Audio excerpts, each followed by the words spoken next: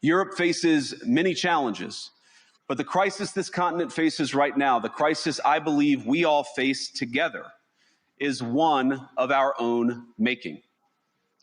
If you're running in fear of your own voters, there is nothing America can do for you, nor for that matter is there anything that you can do for the American people who elected me and elected President Trump.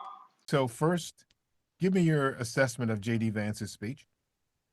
The vice president's speech was the main event at the Munich Security Conference program on Friday. He focused against somewhat the expectations almost entirely on what he considered anti-democratic and anti-free speech practices by governments and mainstream politicians across Europe. He did not feature Russia's continued war in Ukraine, a potential settlement or peace deal that President Trump has advanced in recent days, and surprised people with this focus on what he considered illegitimate practices against populist and what many would consider in Europe right-wing parties across the continent.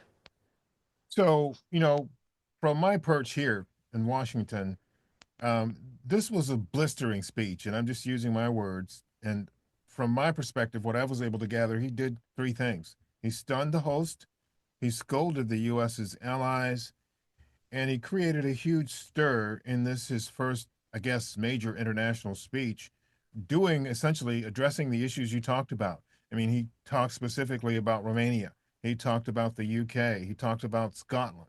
He talked about a number of things that seem from here to catch people off guard. So how are your colleagues and counterparts there digesting this?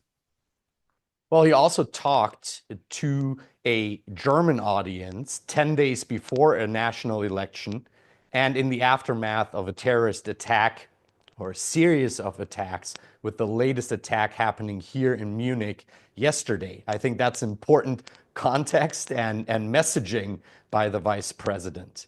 And I think the effect on European audiences has been one of an element of shock and awe that a vice president of the United States would so blatantly walk into domestic politics and an election in Europe.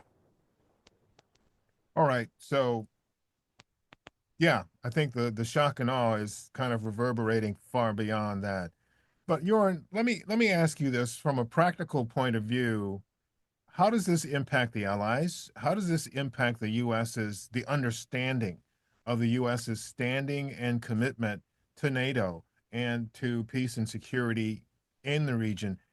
And I guess most importantly, to Ukraine, because it's been helping Ukraine significantly along with the rest of Western Europe and a large part of Eastern Europe as well.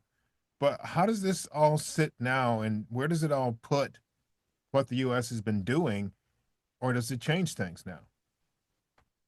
So I think since President Trump's return to the White House about 3 weeks ago, we have seen an attempt by the administration, by the president, but also by the vice president, to really reformulate, rearticulate, and restructure America's role and relationships in the world to fit with its for America First agenda. And that has played out across a number of areas. You mentioned the U.S. security and defense policy, and specifically the stance on European and transatlantic security, on the defense of Ukraine and support for Ukraine against Russia's illegal invasion and aggression. We've also seen that play out with the threat of tariffs against major allies from Canada and Mexico to the European Union. And we've also seen that in Vice President J.D. Vance's speech today, where he tried to infuse U.S. foreign policy with the values of an America First agenda.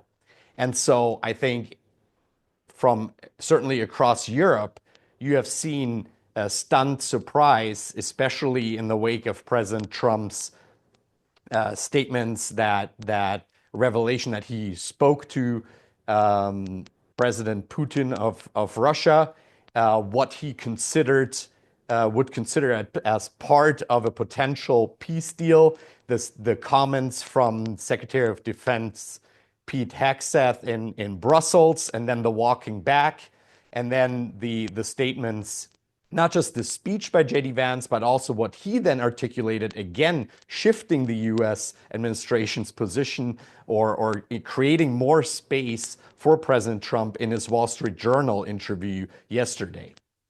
So there's, I think, stunned surprise on the side of Europe, but we haven't seen a full reaction. A lot of this by allies has been tactical responses. So Canada and Mexico negotiating a deal with the Trump administration over the initial tariffs. The European Union responding with, a potential working through an offer and how to get to a negotiated deal with the president to avert tariffs. But we haven't seen a full articulation of how allies are responding to this attempt to really shift U.S. strategic and foreign policy posture.